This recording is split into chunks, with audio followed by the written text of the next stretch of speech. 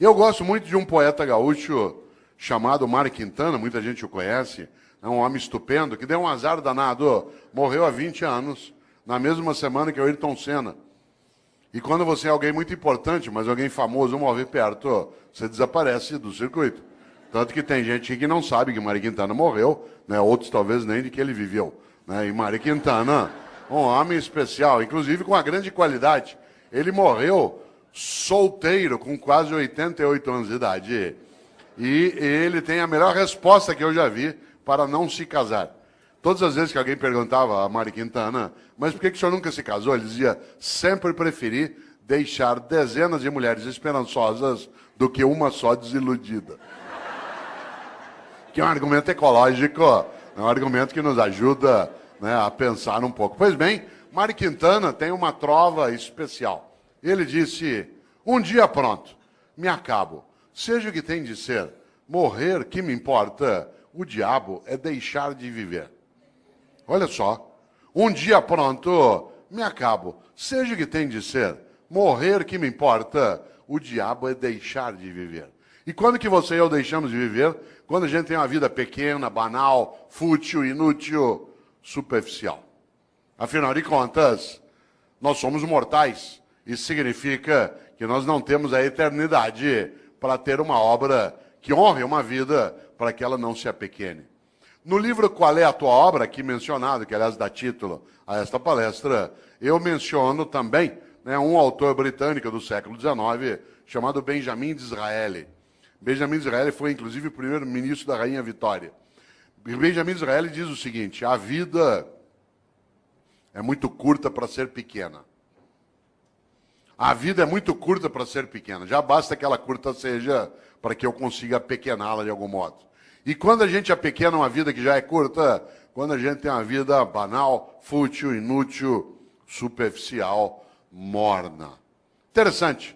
Nós temos hoje aqui um grande grupo de homens e mulheres que no campo do município ou do estado atua na atividade pública, isto é servidor.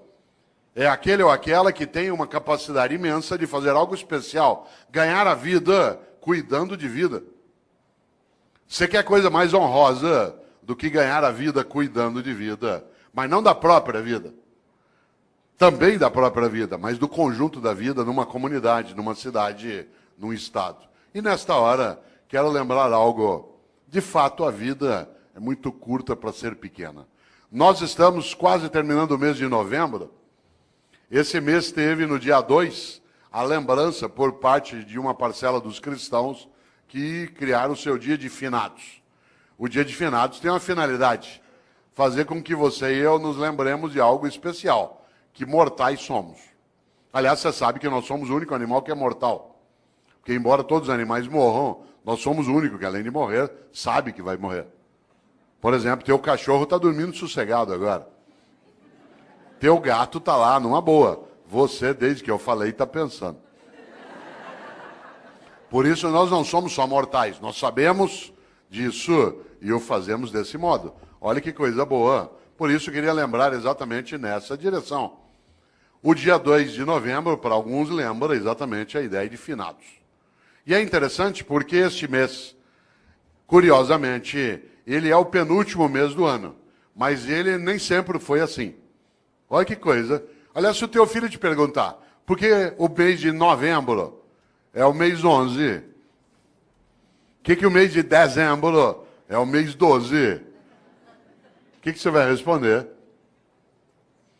Talvez você não saiba, mas como lembrou o presidente, eu sei. Em compensação, tem muita coisa que você sabe e eu não sei. Muita coisa que você conhece eu não conheço. Sorte sua e sorte minha. Soubéssemos as mesmas coisas, nós íamos ficar nos repetindo. Ainda bem que você sabe uma coisa, eu sei outra, a gente troca e cresce. Vida é isso. É a capacidade de partilha.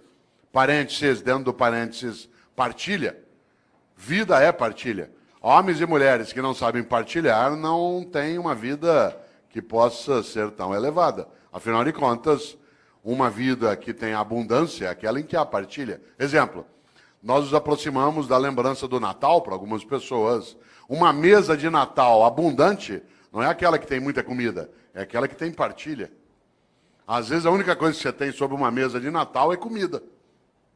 E muita. E nenhuma partilha. Vida é partilha. Afinal de contas, é só lembrar algo decisivo. Vários de nós aqui, ou aqueles que nos assistem, quando mais jovens, tínhamos menos dinheiro, menos recurso financeiro. A sociedade brasileira era mais pobre do que ela é hoje. Vários dos nossos pais tiveram menos dinheiro do que nós. Vários dos nossos tínhamos menos recurso. O país ele foi elevando a nossa capacidade de renda. Claro que ainda longe daquilo que a gente deseja e merece, mas absolutamente superior ao que já tivemos há 40, 50 anos. Portanto, vou contar uma coisa que quem é jovem talvez não imagine. Vários de nós, quando mais jovens, a gente ia almoçar no domingo na casa de um irmão, do pai, da mãe, de um parente. Não tinha possibilidade de fazer um almoço se cada um não levasse alguma coisa. E aí vinha um milagre magnífico na vida. Cada um de nós levava um pouquinho. Mas na hora de ir embora, todo mundo levava mais do que tinha trazido. Esse é um milagre maravilhoso. Esse é um milagre da multiplicação. Olha que coisa. Cada um de nós levava só um pouquinho. Um frango, uma maionese, uma lasanha. Mas na hora de ir embora, depois que você juntava e todo mundo comia, sobrava. E cada um levava para casa mais do que tinha levado para o almoço. Nós temos essa condição em qualquer cidade, em qualquer comunidade, em qualquer família, no planeta. Claro. Nós só não o fazemos no dia a dia porque uma parcela ainda tem uma ética absolutamente individualista, exclusiva, malévola, deletéria, destrutiva, predatória. Aliás, alguns acham que a regra na vida é cada um por si, Deus por todos. Mahatma Gandhi nos alertou sobre isso. Ele disse um dia, olho por olho, uma hora acabamos todos sem enxergar. E essa é uma coisa séria. E aqui na sala, quem não enxerga sabe muito bem o impacto que tem, né, que não enxerga com os olhos, né, que enxerga com os ouvidos ou com os dedos. Sabe o impacto que isso tem, né, no nosso cotidiano. Por isso, cautela. A lógica do olho por olho ela é arriscadíssima. E se a gente observa, nós temos uma coisa séria, né, que é a nossa incapacidade, às vezes, de pensar na nossa mortalidade. Por isso, volto. Por que o mês de novembro é o mês 11? Por que o mês de setembro é o mês 9? Talvez algumas pessoas não saibam, mas até o século I a.C., até o século I a.C., no mundo romano, o ano se iniciava em 1º de março. O ano se iniciava em 1º de março. O primeiro dia do ano era 1º de março. E o último era 28 de fevereiro. Por isso, quando o ano se iniciava em março, setembro era o mês 7. Outubro era o mês 8. Novembro era o mês 9. Foi Júlio César que alterou o calendário e colocou janeiro e fevereiro no início do ano, produzindo alguns distúrbios. Um deles que o segundo mês do ano passou a ser um mês mais curto. E antes ele era o último, servia para ajustar o calendário. O segundo distúrbio é que parte dos meses o nome perdeu o sentido. Novembro virou mês 11. Olha quanta coisa inútil você não sabe. Mas eu sei. E eu partilho contigo, agora você sabe também. Olha que coisa boa. Pouco a pouco o mundo foi adotando o dia 1º de janeiro como o primeiro dia do ano. O único país do mundo em que o ano continua começando em março é o Brasil, né, que é um país clássico, né, um país clássico que não aceita essas modernidades de Júlio César. E para nós, não é março, ainda não começou. Né? Olha que coisa interessante. No entanto, no passado se usava o último dia do ano, que no caso era 28 de fevereiro, para pensar sobre a vida. Você sabe que a palavra fevereiro ela vem de uma divindade etrusca, o nome do mês, de uma divindade etrusca que é Februa. Februa é a divindade da purificação, da queima, da febre. Porque a febre, ela purifica. Isto é, ela faz com que haja a anulação daquilo que não serve e a proteção daquilo que serve. Nesta hora, quero lembrar algo. Os antigos, no mês de fevereiro, usavam o final do ano para pensarem sobre o que tinham feito e o que deveriam fazer. Nós passamos a fazer isso com dezembro. Quando se aproxima 31 de dezembro, alguns e algumas têm o hábito de pensar naquilo que fizeram. Isso é típico de algumas religiões, entre elas o judaísmo, o islamismo e o cristianismo, que tem uma ideia muito forte na vida. Tenha você ou eu religião ou não, há uma questão séria nessas religiões. Elas têm uma coisa chamada juízo final. Na crença dessas religiões. O que me assusta na ideia de juízo final não é o fato de ser final, mas o fato de ser juízo. Porque na crença dessas religiões, insisto, acredite você ou não, essa é uma questão tua privada, há algo decisivo. Elas acreditam que ao final da tua existência, a divindade vai te chamar no canto e falar, vem aqui para um particular. Seguinte, durante a tua vida, por que é que fez o que fez? E por que é que não fez o que não fez? Aliás, por que é que fez o que fez do modo como fez? E por que é que deixou de fazer o que deveria ter feito? Essa é uma pergunta séria. Algumas pessoas na vida não esperam o dia de juízo final para meditar sobre isso. Vão fazendo durante a própria vida. Pois bem, os cristãos construíram, a partir da influência judaica, uma percepção. E essa percepção ela se consignou na ideia também de juízo final no último livro da Bíblia dos cristãos, que é aquele que fala do fim, que é o livro da Revelação ou o livro do Apocalipse. Quem aqui tiver uma Bíblia cristã, dê uma olhada um dia. Esse livro é um livro terrível. Ele não é terrível porque é horroroso, mas porque ele traz algumas coisas para meditar. E se você observa, lá no livro do Apocalipse, no capítulo 3, versículo 15 e 16, os cristãos escreveram, Deus vomitará os mornos. Deus vomitará os mornos. Aliás, a frase completa é, porque tu não és quente nem frio, hei de vomitar-te. Olha que frase forte. Conhece gente morna? Gente que não é quente nem fria, gente que é mais ou menos. Que é quente ou frio não, que não cheira nem fede. Sabe gente morna? Morna no trabalho, morna na comunidade, morna na prefeitura, morna na câmara, morna na escola. Morna.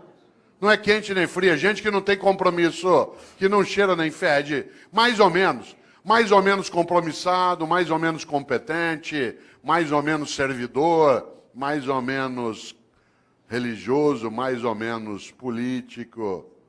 Mais ou menos. Sabe gente morna? Que não cheira nem fede. Deus vomitará os mornos. Sabe aquela pessoa que é morna? Morna no casamento. E aí, como é que está o casamento? Tá ruim com ele, pior sem ele. Morna na comunidade. E aí, como é que está o debate em Campinas sobre a política? Vamos levando, né? E aí, lá na prefeitura, vamos ver o que dá, né? E a escola, como é que tá? Não sei, vamos ver. Falta pouco para eu aposentar.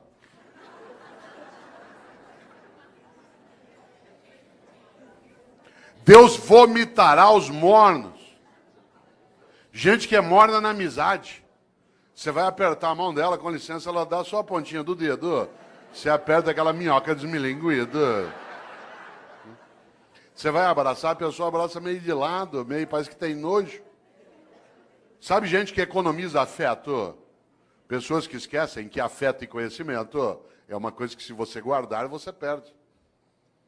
Afeto e conhecimento, guardou, perdeu. A única maneira de ter afeto e conhecimento é repartir. Gente que é morna na cidade, morna no casamento, morna no serviço público. Morna, não é quente nem fria. É morna na religião. Conheço gente, por exemplo, que vai a um culto ou a uma missa.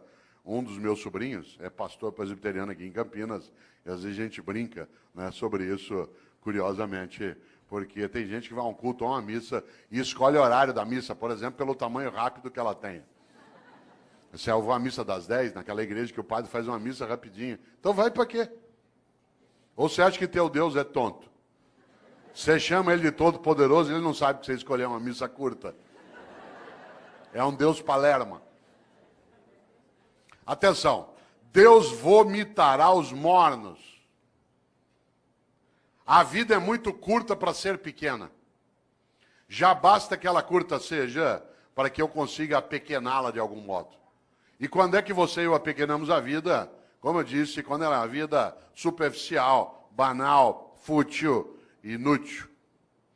Eu, Cortella, no dia que eu me for, e eu me vou, e você também. Mas eu não quero ir, eu quero ficar. Lamento. Só tem um jeito de ficar. Se você fizer falta. Eu tenho um livro chamado Viver em Paz para Morrer em Paz. E nesse livro eu faço uma pergunta na capa, que eu queria fazê-la aqui agora. A pergunta é, se você não existisse, que falta faria? Não pense nisso numa sexta-noite, após beber um pouco. Se você não existisse, que falta faria? Por exemplo, tem gente que faz uma falta imensa. Tem gente que faz uma falta imensa na tua vida. Alguém que te criou, alguém que te apoiou, alguém que estava contigo. E tem gente que não faz falta nenhuma. Teve gente que não vai poder ir ao teu Natal, porque não está, ou já morreu, vai fazer uma falta imensa. E tem gente que não vai, e vai te dar uma alegria imensa. São aqueles que nos dão o agradável prazer da ausência delas. Já imaginou? Cuidado! Você sabe que morrer é ser esquecido. Você, quando faz falta, não é esquecido. Não é casual que no grego arcaico o verbo para morrer e o verbo para esquecer seja o mesmo, que é letos, de letal. Porque morrer é ser esquecido.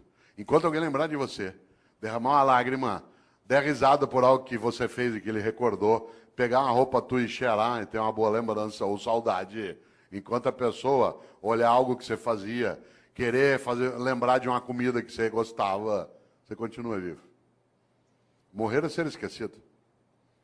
Claro, se você for a um cemitério agora dia 2, você deve ter notado, né? Tem túmulo que está abandonado, tudo caído, o vaso não é cuidado mais, aí morreu. Enquanto alguém estiver contigo, na memória, no coração, olha a palavra que eu vou usar de propósito, na recordação. Recordar é fazer passar de novo pelo coração. Recordar, recordes. Você continua vivo. Interessante. Há pessoas que morrem em vida, porque são banais, fúteis, inúteis, e não fazem a menor falta. Tem gente que nos faz, repito, uma falta imensa. Só tem um jeito de fazer falta. Para fazer falta na vida, você tem que ser importante. Não confunda importante com famoso. Tem muita gente que é importante e não tem a menor fama, e tem muita gente que é absolutamente famosa e não tem a menor importância. Uma pessoa importante é aquela que faz falta. Por exemplo, enquanto nós estamos aqui agora, tem uma auxiliar de enfermagem no hospital da prefeitura do estado que está lá tirando as escaras de alguém que está em coma há 3 meses. A pessoa nem sabe que está sendo cuidada. Aquela pessoa é absolutamente importante, aquela enfermeira.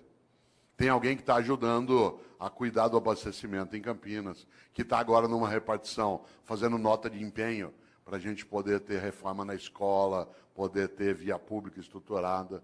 Tem alguém que está numa Câmara Municipal ajudando a preparar projetos. São pessoas absolutamente importantes, mas que não são, de maneira alguma, famosas. A fama passa. Eu, Cortella, às vezes eu sou famoso, depende da semana, do programa de televisão que eu participo. As pessoas passam a semana inteira, te vi na televisão, te vi na televisão. Eu estava agora em novembro, no programa da Fátima Bernardes, a semana inteira falaram, te vi na TV, vou estar lá agora dia 10 de novo, 10 de dezembro. Aí eu sei, semana inteirinha, te vi na Fátima, depois de uma semana, vai embora. Claro. A fama passa, a importância fica. Só tem um jeito de ficar, ser importante. E a importância você constrói onde você está. Na família, no governo, no legislativo, numa atividade de natureza privada, numa escola. Afinal de contas, uma pessoa importante é aquela que fica nos outros. Olha aqui para mim se você puder. Parênteses, por que eu disse olha para mim se você puder? Porque há pessoas entre nós que não enxergam com os olhos. E eu não posso dizer, olha aqui para mim. Porque isso significa que eu estou excluindo pessoas. Há pessoas que não ouvem com os ouvidos, elas ouvem com as mãos. E por isso eu não posso, no meu cotidiano, esquecer disso. Porque, do contrário, eu acabo tendo uma obra que é parcial. Por isso, olha que interessante, volto a esse pedaço. O que é alguém que é importante? Olha para mim se você puder. É alguém que eu levo para dentro. O gesto que eu estou fazendo é da mão em direção ao peito. Que eu levo para dentro. Quando alguém te importa, porta para dentro, importar. Você se torna importante quando alguém te leva para dentro dela. Quanta gente é importante? Olha que coisa. Levou para dentro. Mário Quintana, um homem especial. Um homem estupendo. Ele, inclusive, fez uma coisa que eu gosto demais. Ele, durante anos, trabalhou vários poemas que eu aprecio, mas houve uma coincidência entre mim e ele, que eu até conto no livro, que você estava me mostrando, o Viver em Paz para Morrer de Paz. Mário Quintana sempre me inspirou. E eu, Cortella, nascido em Londrina, até 10 anos de idade não havia televisão na minha cidade. Não havia TV. E por isso, à noite, eu ficava pensando. E uma das coisas que eu ficava pensando era, no dia que eu morrer, qual vai ser o meu epitáfio? Isto é, o que eu quero que escreva no meu túmulo? Eu já tinha tendência à inutilidade filosófica, né? E eu ficava imaginando o que eu quero que escrevam no meu túmulo.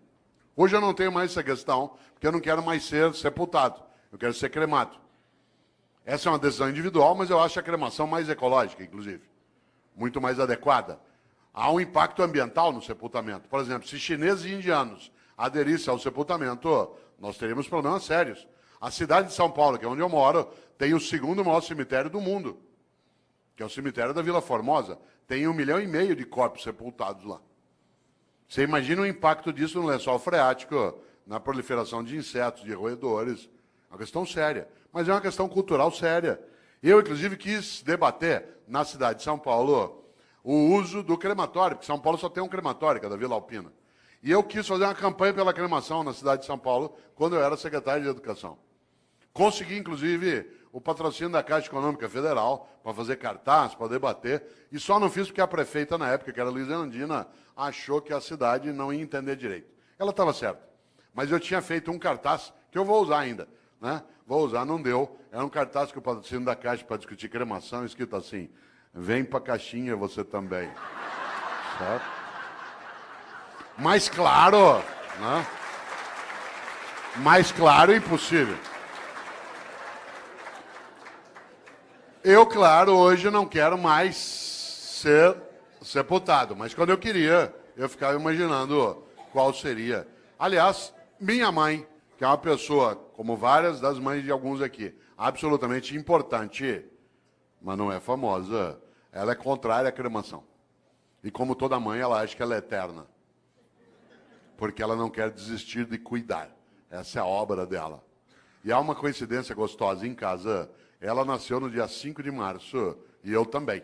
Eu nasci no dia do aniversário dela. Família organizada, faz planejamento estratégico, né?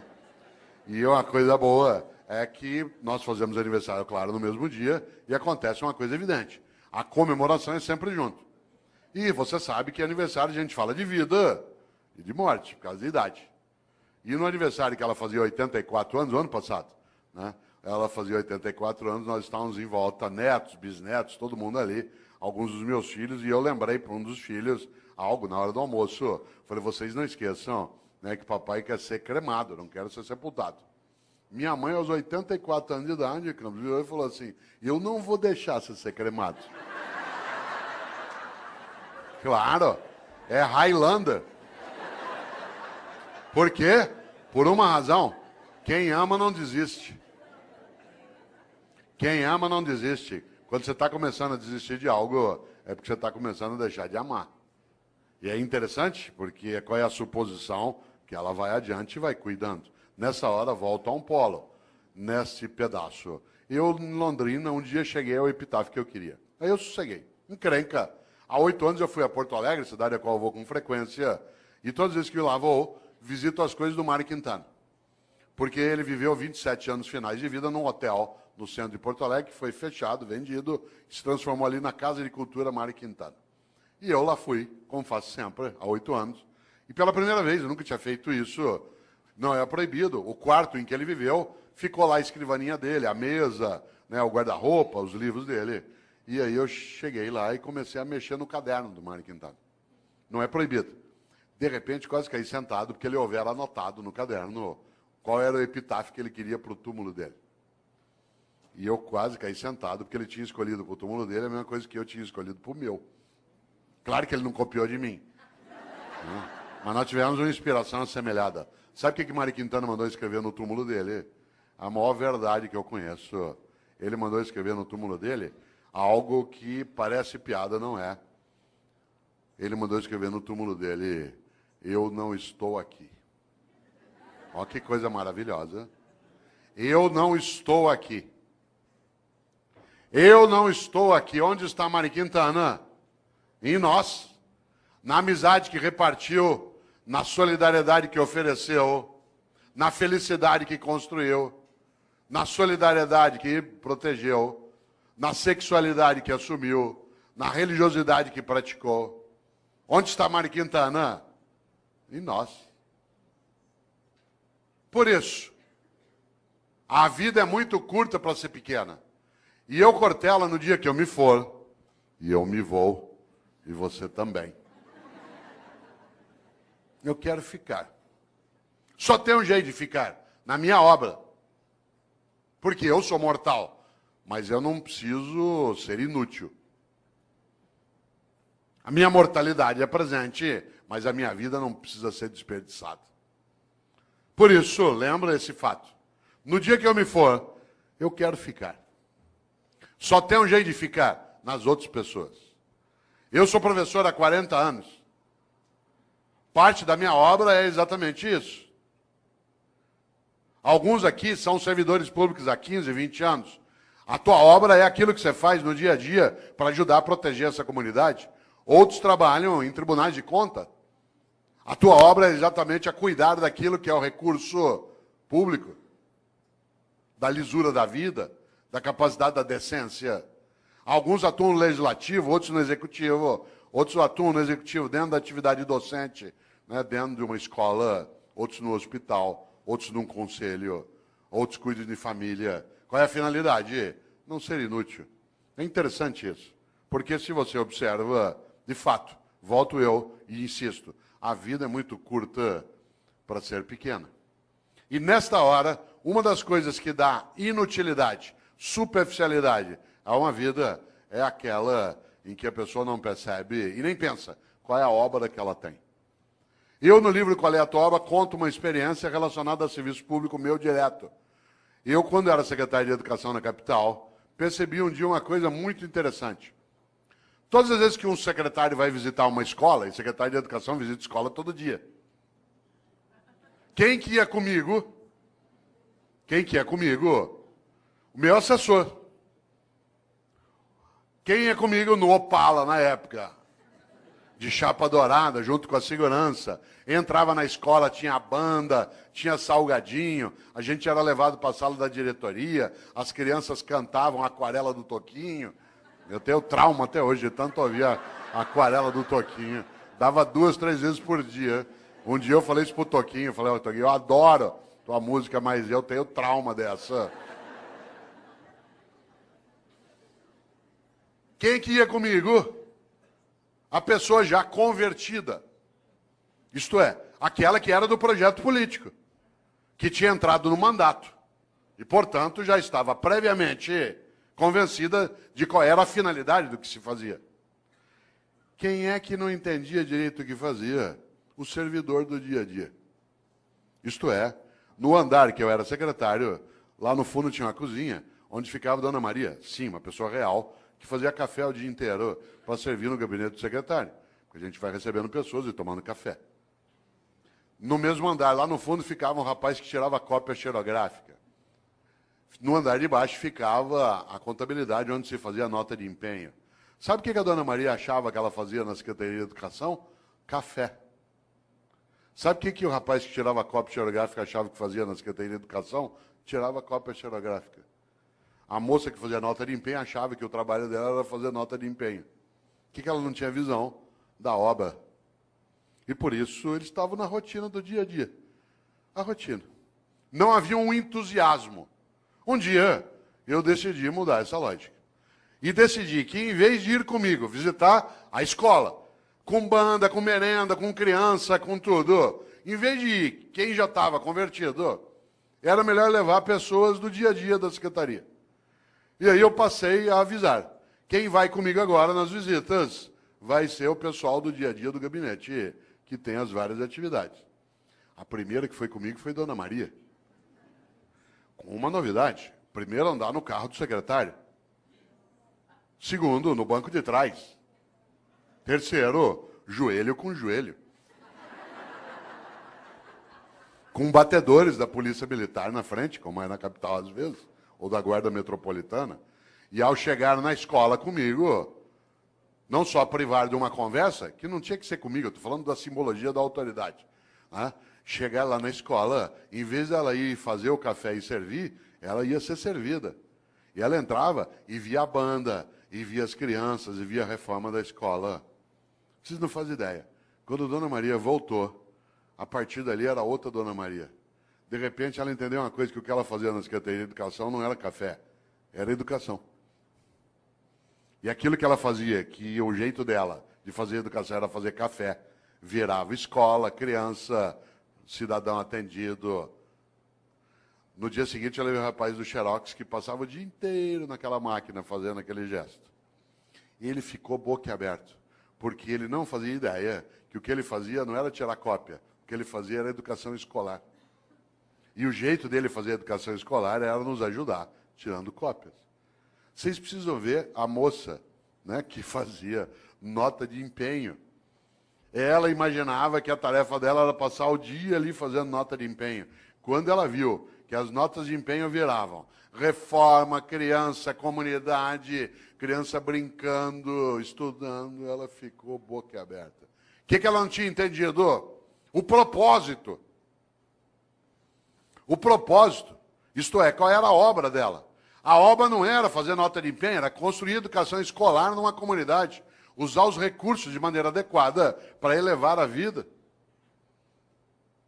A partir dali, tanto faz quem era o governo. Porque, de maneira geral, o funcionário do dia a dia, ele não adere a projetos de governo, porque o governo é eventual. Mas quando ele tem clareza da obra, que ele vê, por exemplo, que uma Câmara Municipal está sendo reestruturada para que ela tenha maior capacidade de servir a população e honrar o recurso, tanto faz quem é o presidente. Se há uma adesão por parte de quem está no dia a dia como servidor, na saúde, na educação, no transporte, na segurança, nas secretarias meio, na área de gestão, administração, muda o jeito de fazer. Aliás, aconteceu comigo uma coisa, eu vou contar, não quero que pareça arrogância nem autoelevação, mas ela é muito bonita. Você sabe que quando o governo vai terminando, as pessoas à sua volta, que são da máquina, vão rareando, porque ele não é maluco. Ainda mais que no governo que eu estava, quando houve a eleição, o meu grupo político perdeu a eleição. E outro grupo, o adversário, venceu a eleição. Isso significa que os últimos 2 meses de governo era já com a possibilidade de entrar quem era contrário e quem estava saindo. Vocês imaginem, se bobear, não chega nem café. Que é uma questão de sobrevivência da máquina. Ela não se compromete, às vezes, com quem está saindo, porque ela vai passar 4 anos com quem está chegando. Pois bem, isso não aconteceu conosco.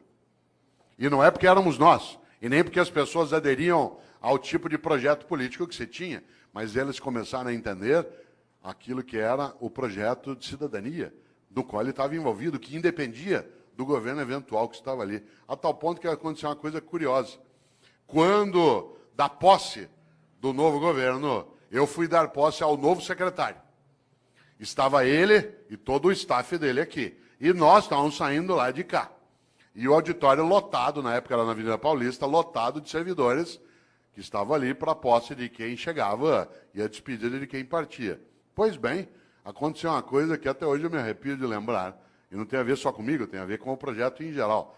Na hora que eu terminei a minha fala e transmiti o cargo, é a hora de quem perdeu sair e honrar aqueles que vão comemorar a vitória e o governo deles.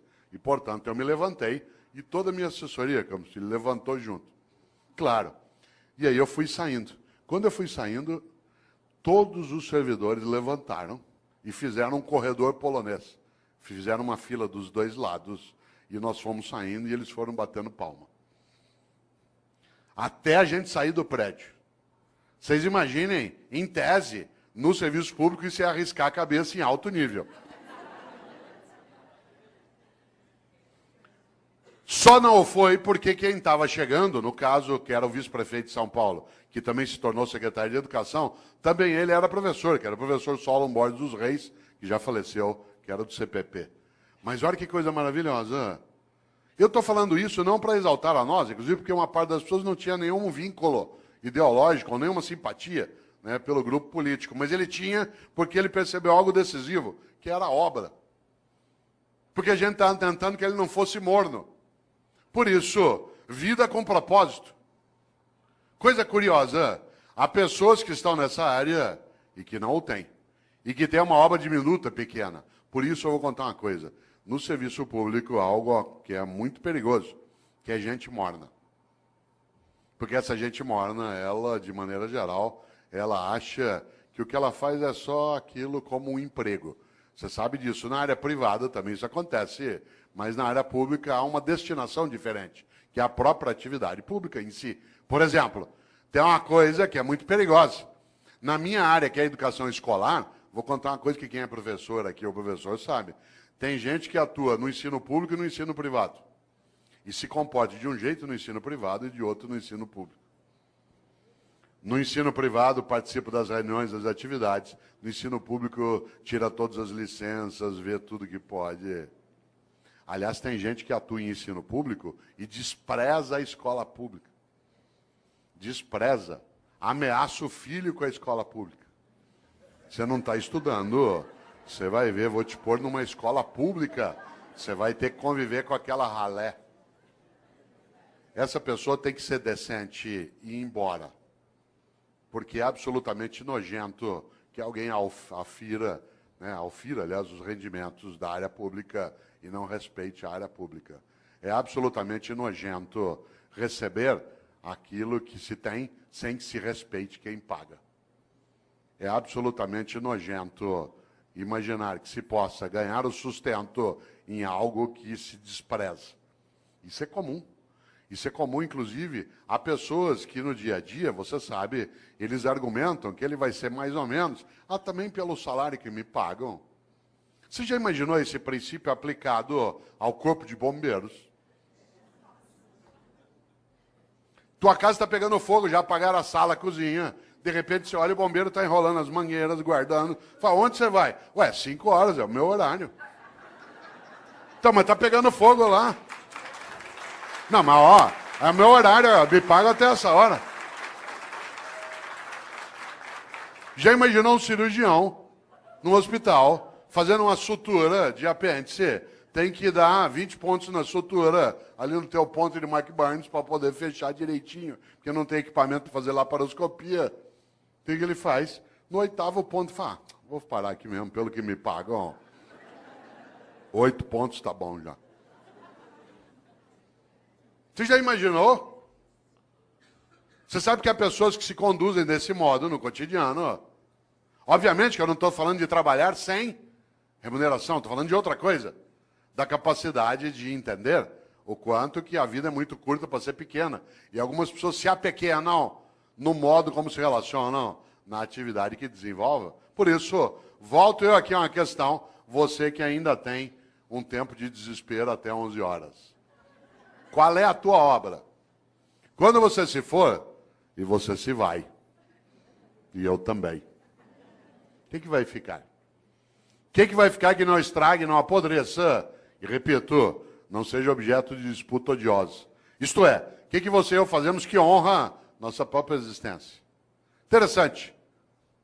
Uma das coisas mais marcantes quando se pensa em gestão e liderança é gerir para elevar a vida coletiva. Atuar de maneira que não seja cínica. Ética não é cosmética. Ética não é cosmética, não é uma coisa de fachada.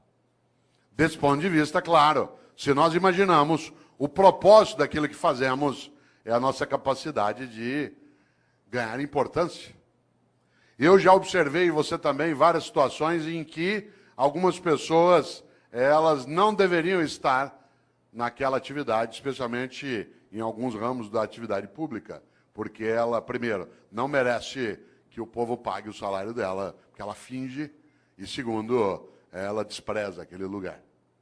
Mas há outras pessoas que, é claro, merecem muito mais do que recebem.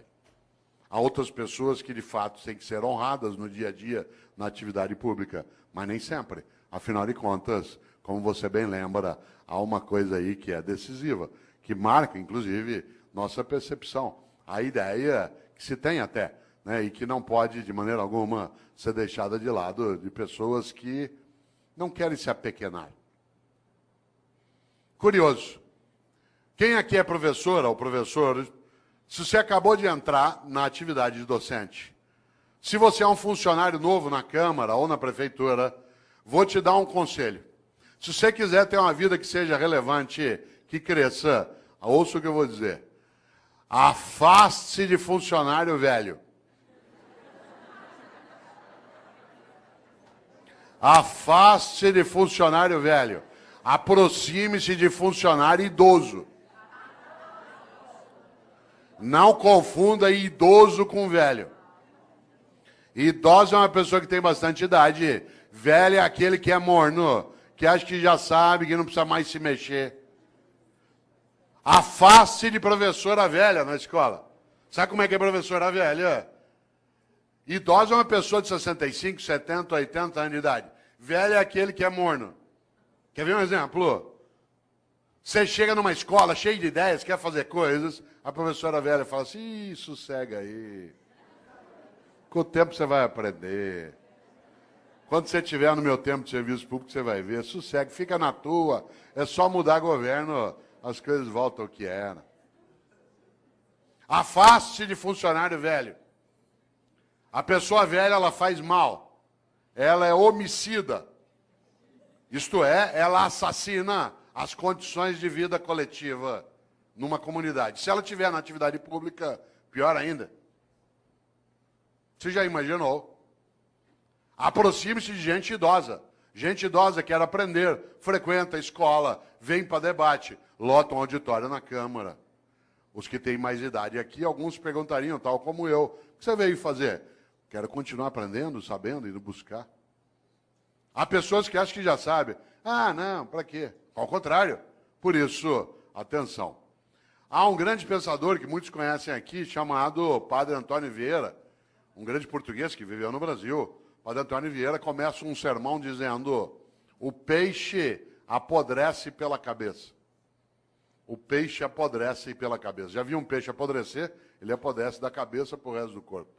E há pessoas que apodrecem pela cabeça. Isto é, uma cabeça que é morna, fútil, banal, inútil. Afinal, o que é vida? A vida é curta para ser pequena, e é curta mesmo, 75 anos. É a nossa média hoje. 75 é nada. Para alguns que são jovens aqui, 75 é muito. Para vários de nós, é depois da manhã. Quando você tem 30 até 70, é. Agora não. Muda muito. Eu tomei um susto outro dia, vereador, porque eu fui fazer uma compra por internet. E eu tinha acabado de receber um cartão de crédito novo. E aí eu fui pôr, na hora que pediu a data de validade do cartão, eu fiquei parado olhando. O cartão tem mais validade que eu. Quando o teu cartão tem mais validade que você fica olhando aquilo. Claro, 75 é pouco. Minha mãe, 85 anos de idade, domingo me falou assim, filho, hoje lá na igreja uma velhinha me falou, eu falei, mãe, defina a velhinha. Ela fala, ela deve ter uns 87. Fala, bom. Claro. O que é vida? Guimarães Rosa, grande médico, escritor mineiro, colocou lá no Grande Sertão. Viver é muito perigoso. Viver é perigoso, de fato. E nascer, então? Já imaginou como é difícil nascer? Tanto que a natureza sabe, ela tira de nós a memória do nascimento e dos primeiros 3, 4 anos de vida.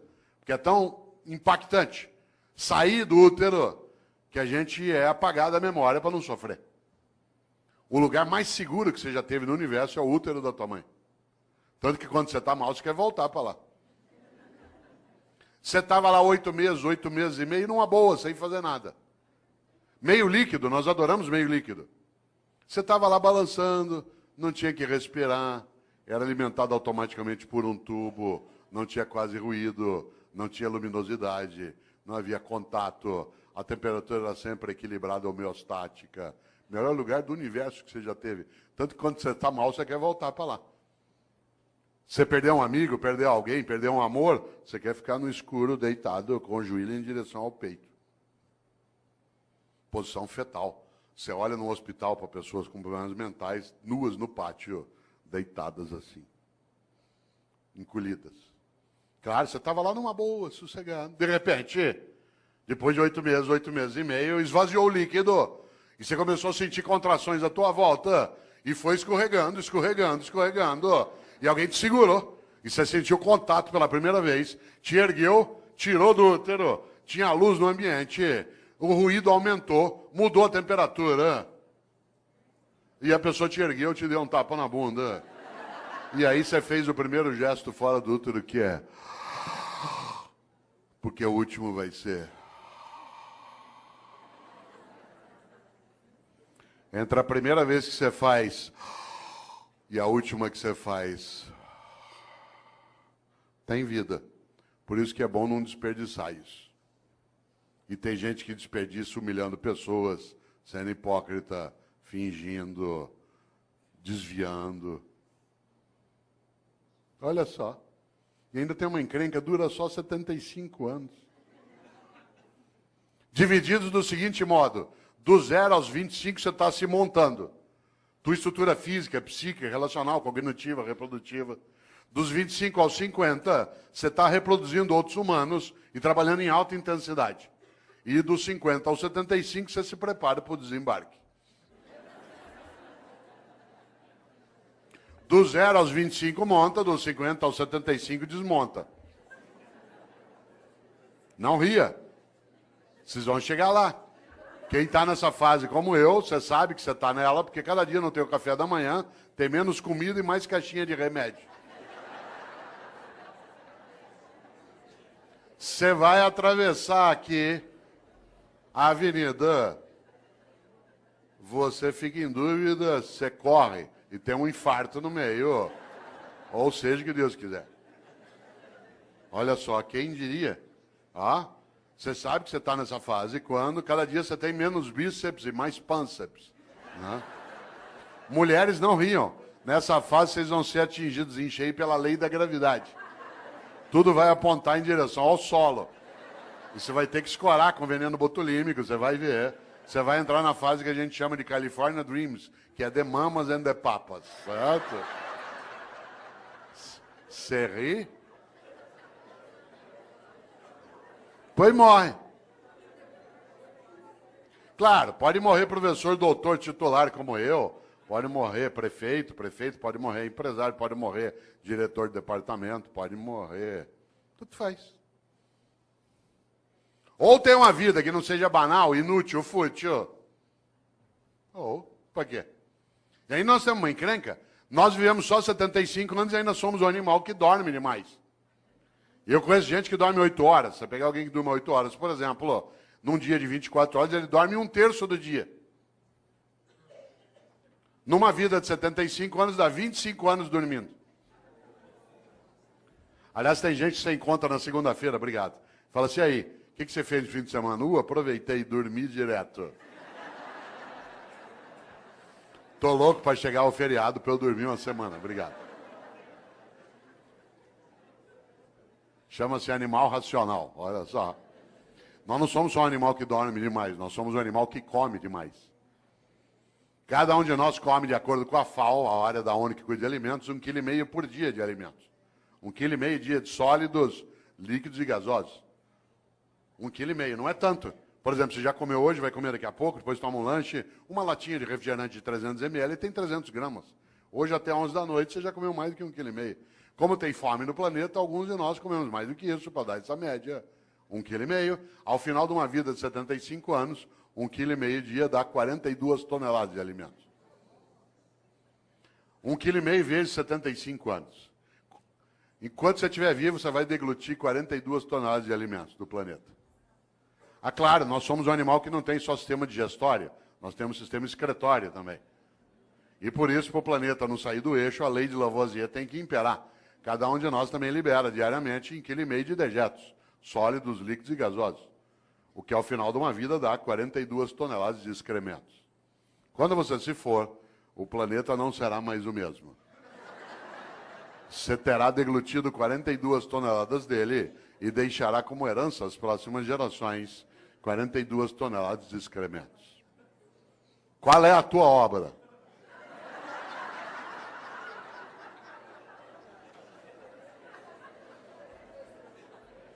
Você sabe que tem gente que leva a vida desse jeito. Ela destrói o ambiente, humilha pessoas, furta, desvia, finge, só para poder dormir mais que necessita, comer e excretar em banheiros especiais. Esse é o reino da mediocridade. As revistas que mais vendem são as que mostram chiques e famosos nas suas camas, nas suas mesas e nos seus banheiros. Os programas de TV que mais fazem sucesso são os que mostram pessoas trancadas numa casa ou numa fazenda, comendo, bebendo e excretando pelos 7 ou 8 orifícios que tem. Reino da mediocridade. Tem gente que diz que não tem 1 hora por dia para brincar com o filho, para ver lua junto, para fazer uma oração, para estudar. Mas tem 1 hora por dia, sabe para quê? Para ficar parado vendo gente comendo, bebendo e excretando. É tão forte isso que qualidade de vida para nós hoje, o que é? Cada um tem um quarto com banheiro. O anúncio não é que você vai ter qualidade de vida numa casa que tem uma cozinha grande com uma mesa comprida, onde todo mundo vai ficar em volta. Não, é cada um ter um banheiro. É vida privada, isso é subir na vida. Cada um poder ter um banheiro dentro de casa. Você já imaginou? Não é o lugar da partilha, da convivência. Isso é um risco. Claro. Já pensou? Depois morre. Se bobear, não fará falta. Interessante. Aliás, sabe o que uma pessoa fala quando ela está morrendo? Quem aqui é da área de medicina sabe disso? Eu me lembro o tempo que dava aula na Santa Casa, em alguns momentos em São Paulo, que se ia até a UTI. Numa UTI é um lugar onde tem mais complicação. Sabe o que as pessoas falam quando estão morrendo? Ela não gruda em você, com licença, professor. Ela não gruda em você e diz assim, doutor, pelo amor de Deus, deixa eu viver mais um dia que eu quero mandar em mais gente. Doutor, por favor, deixa eu ficar vivo mais 1 semana que eu quero humilhar mais algumas pessoas. Doutor, pelo amor de Deus, deixa eu ficar vivo mais 2 dias que eu quero comprar mais um carro. Sabe o que as pessoas falam quando estão morrendo? Ela gruda em você e diz, doutor, pelo amor de Deus, deixa eu ficar vivo mais um dia, só para poder abraçar o meu irmão, com quem eu briguei faz 10 anos, a gente nunca mais se falou. Doutor, por favor, deixa eu ficar vivo mais 1 semana, só para poder brincar com os meus filhos. Eu achei que eu não tinha tempo para fazer isso. Doutor, pelo amor de Deus, deixa eu ficar vivo mais 1 hora, só para poder dizer para minha mulher o quanto que eu amo, porque eu achei que se eu falasse muito isso, ela ia ficar mal acostumada, o que é verdade. Sabe do que as pessoas falam na hora da partida? Daquilo que importa na travessia. E como disse um dia o grande Guimarães Rosa, o importante não é chegar nem partir, é a travessia. E a travessia você faz com outros e outras. Por isso, qual é a tua obra? Minha obra não é ser imortal, coisa que não sou, mas é ser eterno. E eu não sou eterno do ponto de vista religioso, eu sou na obra que deixo, naquilo que ajudei a fazer naquela cidade, naquela família, naquela repartição, naquela secretaria, naquele legislativo. Algo que no dia que eu partir, e eu partirei, e você também, que eu não tenha medo de me perguntarem por que fiz o que fiz. Você já imaginou? Essa é uma das coisas mais fortes. Agora eu vou te contar uma coisa. Aproveitando que você ainda tem quase 26 minutos de desespero. Muita gente não quer nem saber dessas questões. Sabe por quê? Porque ela quer viver de maneira automática, robótica. Para que pensar sobre isso? Para que pensar sobre a obra? Ao contrário, quando a gente encontra num dia como hoje, um auditório na nossa Câmara Municipal, pleno de homens e mulheres, para pensar coisas desse tipo, é sinal que a gente tem alternativas boas. Isso é um belo sinal daquilo que a gente precisa e precisa fazer. Nesta hora, volta a um polo. Há pessoas que envelhecem a cabeça, a prática e a percepção. Ela não frequenta uma escola porque ela acha que já sabe. Nem uma escola de governo, nem uma escola do legislativo. Gente velha acha que já está pronta. Isso é um perigo. Um dos meus filhos, o André, que tem 37 anos, ele até faz o prefácio de um livro meu, chamado Não Nascemos Prontos. O André, quando ele tinha 18 anos, um dia ele estava fechado no quarto dele em casa, em São Paulo, ouvindo rap. Eu gosto de rap, mas não é qualquer rap que eu gosto. E eu estava na sala em casa ouvindo ópera. Eu gosto de ópera, mas não é qualquer ópera que eu gosto. Música boa para mim é aquela que me emociona. Se ela me emocionar, ela é boa. Quem aqui gosta de ópera sabe que ópera a gente ouve um pouquinho mais alto. Ele saiu do quarto dele injuriado por causa da altura da música. Hoje ele gosta de ópera, na época não. Veio até a sala e falou, pai, pelo amor de Deus, desliga isso, pai. Aliás, eu estava ouvindo uma área do Puccini, que é maravilhosa, que eu não posso cantar aqui porque ela é para soprano, chamada Mio Babino Caro, meu papaizinho querido, que é magnífica. A Maria Callas a gravou um dia. Pena que eu não posso cantá-la aqui, né, por ser para soprano, mas talvez você a conheça. Eu até dou risada, porque tem gente que coloca essa área na igreja em cerimônia de casamento, na hora da bênção das alianças. Eu falei isso outro dia aqui em Campinas. E é curioso, porque ou a pessoa não entende ópera, ou ela entende muito de casamento, porque a área fala de uma menina que vai se matar.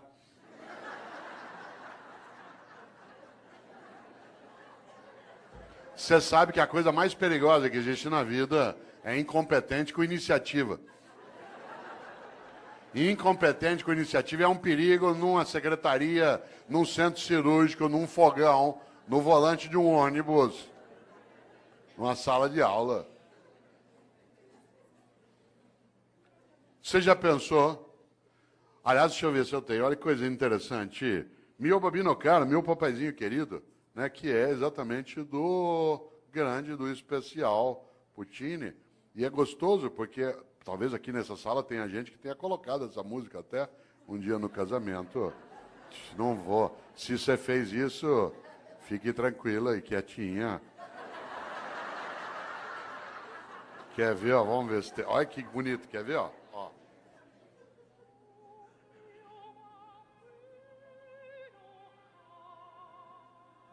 Ó, meu papaizinho querido.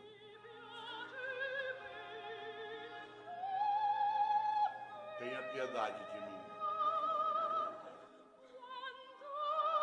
Eu aqui na beira da Porta Rossa, né, em Florença. Ou se o senhor me dá esse anel de noivado, eu me mato. E a pessoa põe na hora da bênção das alianças. Deve ser premonição. Eu ouvindo ópera, ele ouvindo rap, ele saiu do carro e falou, pai, pelo amor de Deus, desliga isso, pai. Hoje ele gosta de ópera. Falei, André, que pena, você aos 18 anos de idade já está ficando vítima da indigência mental. Você aos 18 anos de idade fechou tua cabeça para aquilo que é diferente do que você já conhece. Você aos 18 anos de idade acha que o único modo de fazer as coisas é como você já fazia. Você aos 18 anos de idade ficou impermeável à renovação do teu conhecimento. Você aos 18 anos de idade acha que a única trilha a ser caminhada é aquela que você já caminhou. Você aos 18 anos de idade está ficando refém da pobreza das ideias. Ele falou, pai, você está ficando louco. Eu falei, André, eu estou ficando louco, você está ficando velho. Insisto, não confunda idoso com velho. Idoso é uma pessoa que tem bastante idade. Velho é aquele que acha que já faz o que pode. Por isso, cuidado na atividade de gestão, na área pública, na área privada, mas essencialmente na área pública, no executivo, no legislativo. É preciso cautela para não envelhecer. A prática, a percepção, a cabeça, porque o próximo passo do velho, com qualquer idade, é ficar morno. E a mornidade torna inútil. E a inutilidade torna absolutamente esquecível. Claro, quem é o grande padroeiro dos velhos? Especialmente na atividade de gestão. Especialmente no campo público, que eu também tenho experiência. Quem é o grande padroeiro? Não são grandes homens e mulheres que lutaram para a vida ter mais sentido. Sabe quem é o grande inspirador de gente velha? De gente que é morna? É o Mendes Sá. Lembra do Mendes Sá? Um dia uma professora de História do Brasil dava aula sobre os governos gerais, falou sobre o Tomé de Souza, falou sobre o Duarte da Costa. Quando estava falando sobre o Mendes Sá, viu um aluno distraído lá no fundo e para pegá-lo, claro, virou e falou assim, Paulo, o que fez Mendes Sá? Ele disse, fez o que pôde. Cuidado com o Mendes Sá. Gente, nós temos que ter mais relevância naquilo que a gente faz aqui na nossa gestão. Eu faço o que eu posso. Gente, nós temos que ter um nível maior de eficácia na atividade pública. Eu faço o que eu posso. Gente, nós temos que dar uma destinação mais sólida para o recurso originário do povo. Eu faço o que eu posso. Cuidado. Essa é a falência da ação. É a admissão da síndrome do possível. No Brasil tem uma coisa chamada síndrome do possível, que é um perigo. Quer ver um exemplo? Você leva teu carro no mecânico hoje à noite aqui em Campinas, diz, olha, meu carro está com um barulho estranho. Ele diz, vou fazer o possível. Você vai ao médico e diz assim, doutor, eu estou com uma dor no pâncreas. Vou fazer o possível. Você chega para um funcionário, olha, eu precisava disso. Vou fazer o possível. Você desanima. Imagine que você está aqui agora, você sabe que ainda faltam 21 minutos para você se libertar de mim. Você começa a se irritar, você tem coisa séria para fazer. De repente, você começa com uma dor, uma cólica no baixo ventre, que vai para lá e para cá. Tua perna direita começa a tremer, você começa com um pouco de sudorese, ânsia de vômito, calafrio. Isso é sinal de apendicite. A gente pega você, leva para um hospital aqui perto, afere tua temperatura, vê que você está com indício, te pré-anestesia. Vai levando para o centro cirúrgico, você vai deitado no corredor, vendo passar aquele teto branco na maca. Aí você gruda na mão do médico e diz assim, doutor, vai dar certo a operação? Ele diz, vou fazer o possível.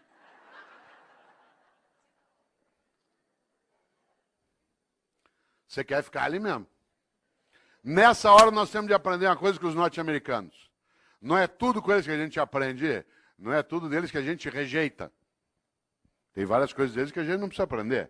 Parênteses, há 4 anos, presidente, eu estava em Brasília, aliás, onde estarei amanhã, né, que eu tenho um evento lá. Eu estava em Brasília e trabalhando ali 3 dias e estava lá o Obama, com a comitiva. Por coincidência, eu fiquei no mesmo hotel que a comitiva do Obama, exceto ele. Durante 3 dias, toda hora que eu entrava, eu era barrado e revistado pela segurança norte-americana. 3 dias sendo revistado. No terceiro, não aguentei. Cheguei para o chefe da segurança norte-americana e falei o seguinte, eu sou brasileiro. Eu vou te contar uma coisa. Nós nunca demos um tiro num presidente nosso. Por que eu ia querer dar no teu? Certo? Nós nunca. O único presidente nosso que morreu a bala, ele deu o tiro nele mesmo. Vocês já mataram 5 e deram o tiro em 11. Larga, deu. Ele não entendeu nada. Mas tem coisas nos americanos que a gente tem que observar. Por exemplo, quando você pede uma coisa para o norte-americano, ele diz, I will do my best. Vou fazer meu melhor. Atenção. Não é uma questão de idioma, é uma questão de atitude. É absolutamente diverso. Fazer o possível e fazer o melhor. Por isso, pergunto aqui para você agora, mas não quero que você responda, só que você reflita. Na tua atividade, na atividade que você tem no executivo, na prefeitura, no estado, está fazendo o possível ou o melhor?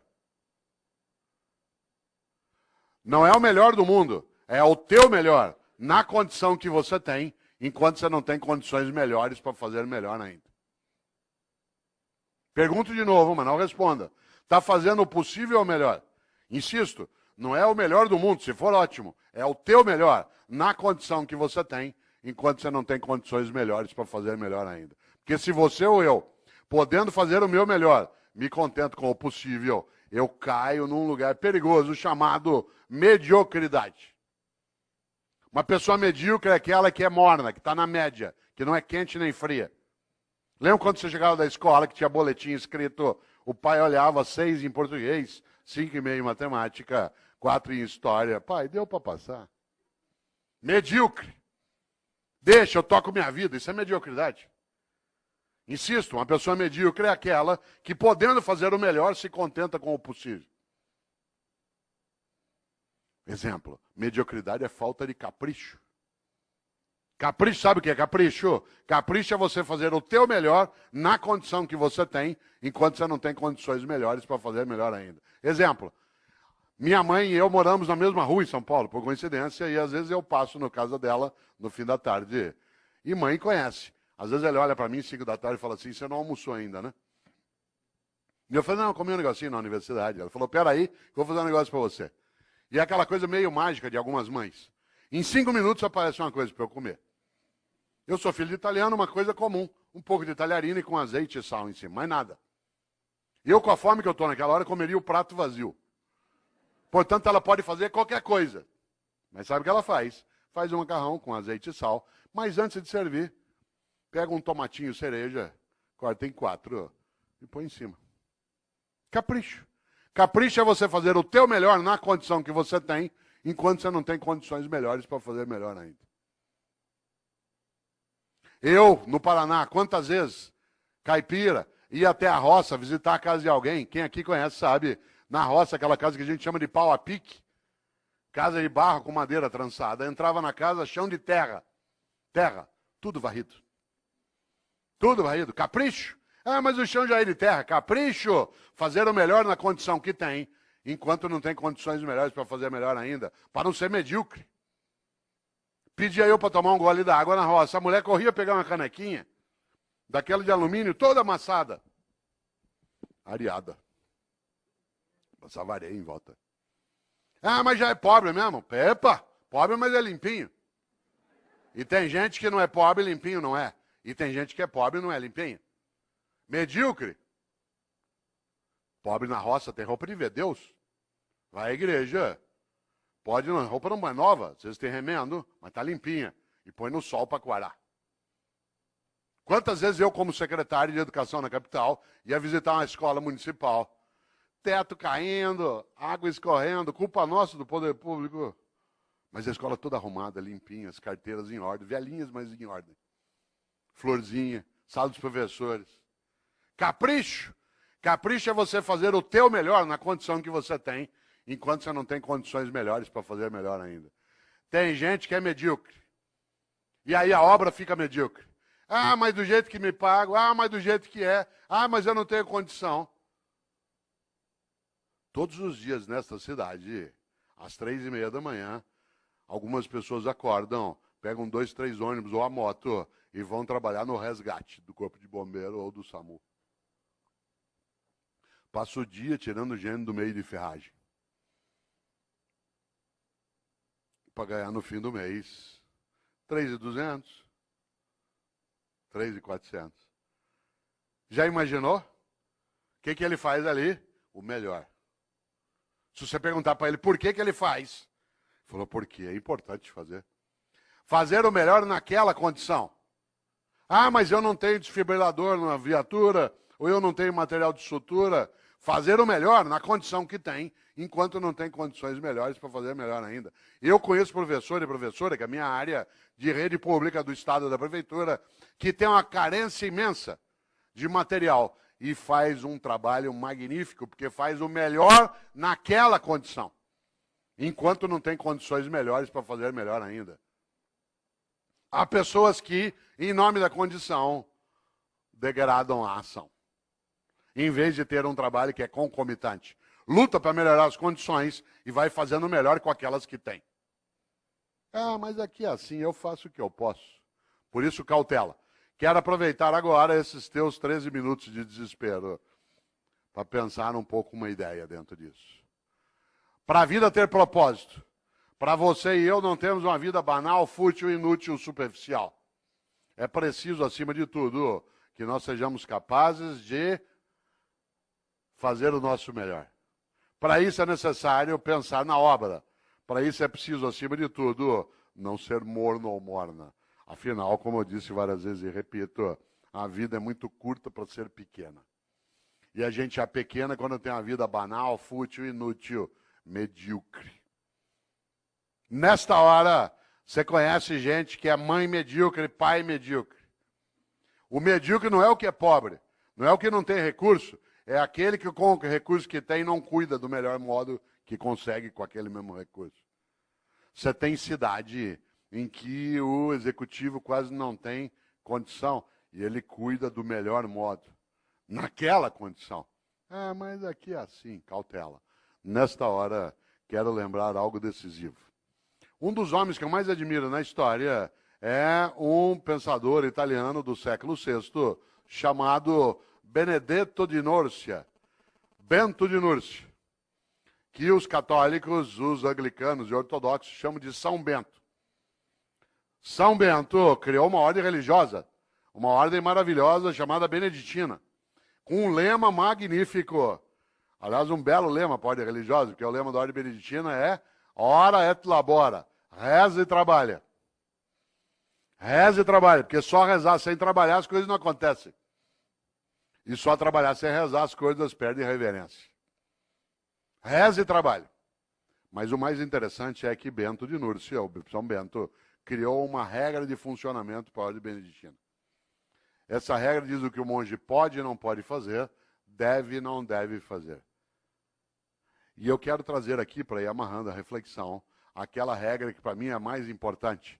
No livro Qual é a Tua Obra, que é da editora Voz, eu trago um pouco essa discussão, mas eu a retomo mais recentemente no outro livro, que hoje o presidente trouxe para assinar, que é o Pensatas Pedagógicas. São Bento criou uma regra. E a regra que eu queria trazer aqui, que para mim tinha que estar no alto de toda a Câmara Municipal, toda a escola, toda a cidade, toda a prefeitura, toda a secretaria, toda a família, é a regra de número 34. O monge que desobedecer essa regra, que eu vou dizer, é mandado embora da ordem. Não tem direito à estabilidade. E eu acho que essa deveria ser uma regra presente em todas as áreas. A regra 34 de São Bento diz: é proibido resmungar. É proibido resmungar. Não é proibido discutir, não é proibido debater, não é proibido discordar. É proibido resmungar. Sabe gente que só resmunga em vez de agir? Gente que passa o tempo todo amaldiçoando na escuridão em vez de acender vela. Aliás, a frase predileta do resmungão é: que horror, alguém tem que fazer alguma coisa.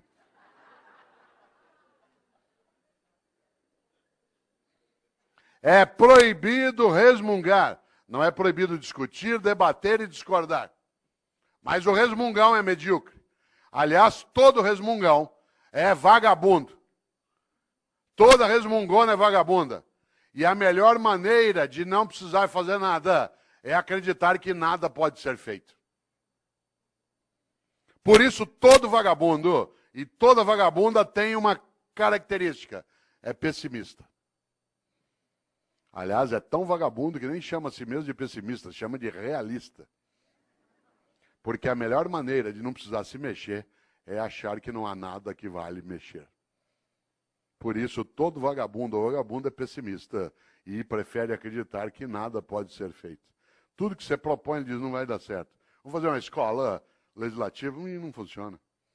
Vamos fazer uma escola de governo para quê? Vamos mexer na organização da Câmara, vamos estruturar um tribunal de contas no Estado que cada vez mais possa dar decência ao recurso coletivo.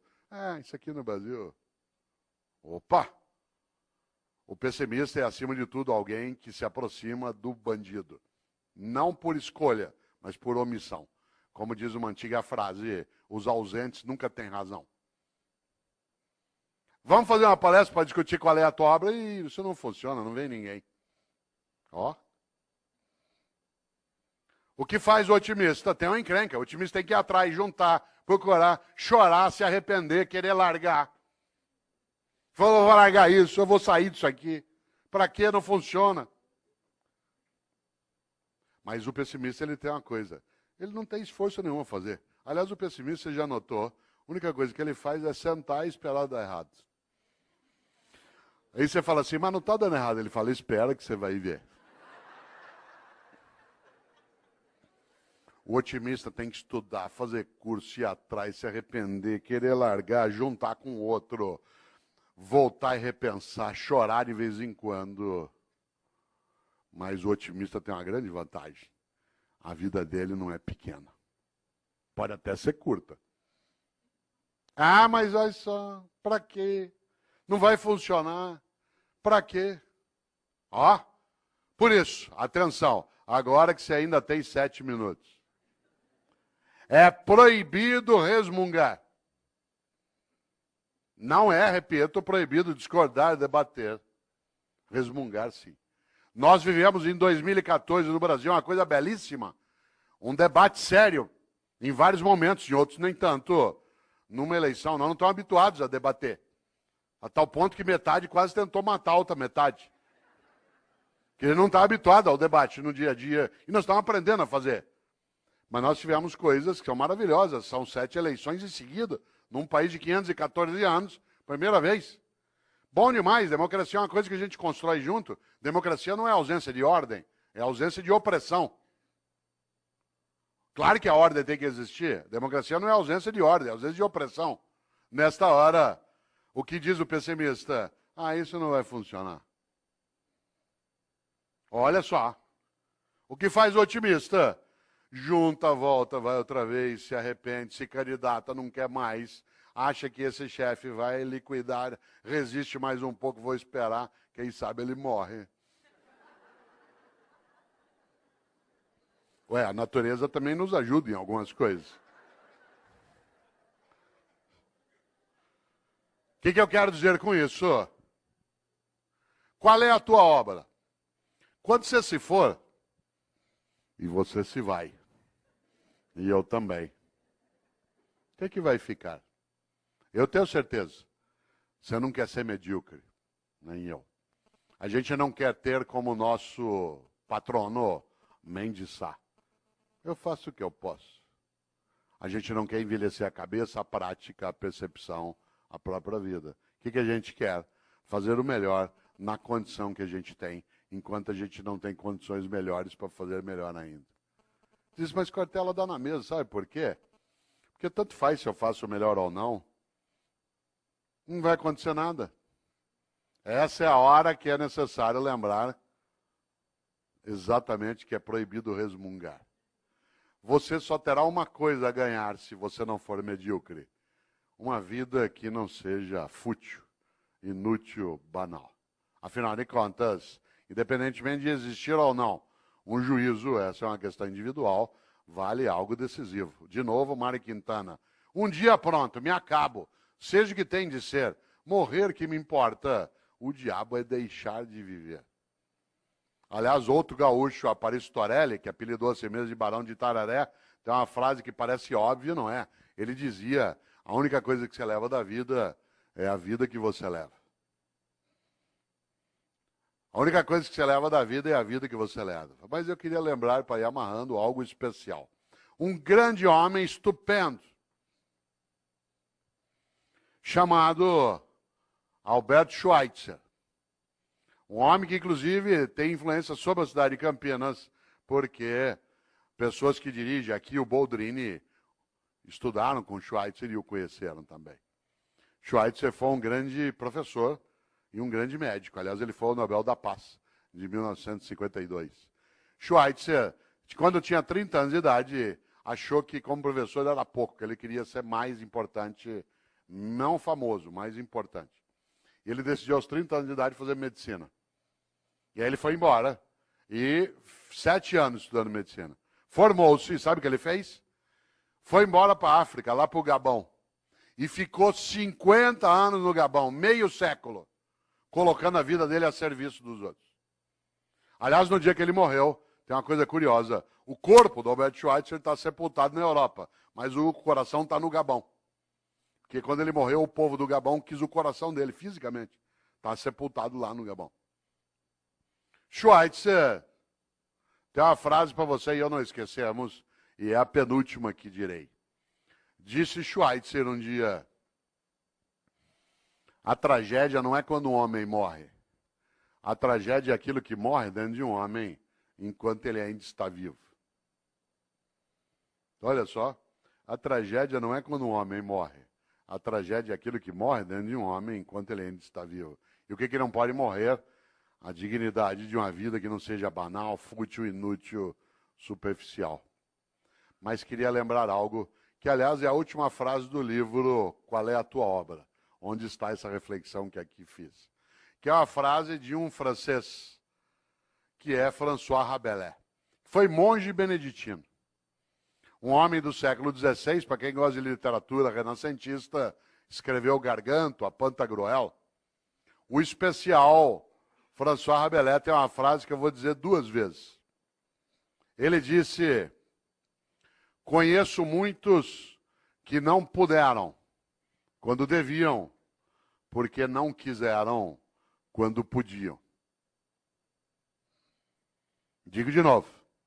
Conheço muitos que não puderam quando deviam, porque não quiseram quando podiam. A gente quer, pode e deve. Isso significa que a gente consolida algo que é a nossa capacidade de obra. E agora quero concluir lembrando algo. Dizendo a quem chegou de pouco depois que eu não abriria um debate em função do número de pessoas e porque era uma reflexão, mas agradecendo imensamente tantos homens e mulheres que aqui vieram hoje, para a gente pensar um pouco como elevar a nossa vida, que já é curta, mas que não precisa ser pequena de modo algum. E que cada um e cada uma de nós saiba, no seu dia a dia, a importância de fazer o melhor, em vez de se contentar com o possível. Afinal de contas, é isso que nos levará a ser importantes, a sermos levados para dentro. Por isso, quero terminar com uma frase de alguém que eu acho especial, que é Chico Xavier. Eu não sou espírita, não tenho nenhuma crença reencarnacionista, mas acho Chico Xavier um homem santo.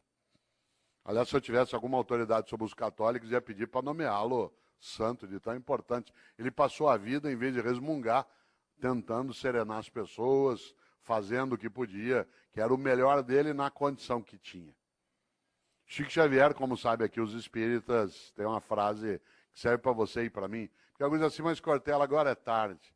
Chico Xavier dizia, embora ninguém possa voltar atrás e fazer um novo começo, qualquer um pode começar agora a fazer um novo fim. Olha só, embora ninguém possa voltar atrás e fazer um novo começo, qualquer um pode começar agora a fazer um novo fim.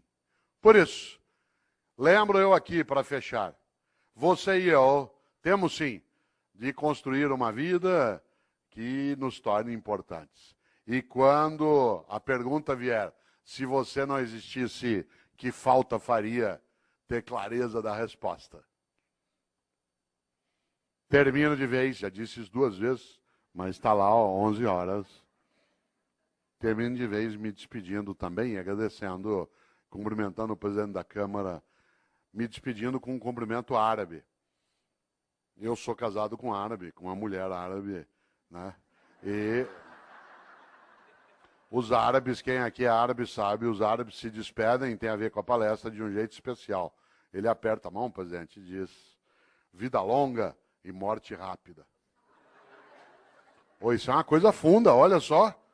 Vida longa e morte rápida. Viva bastante, mas quando for a tua hora, se for a tua hora, que seja de imediato. Esse é um desejo fortíssimo. Vida longa e morte rápida. Obrigado.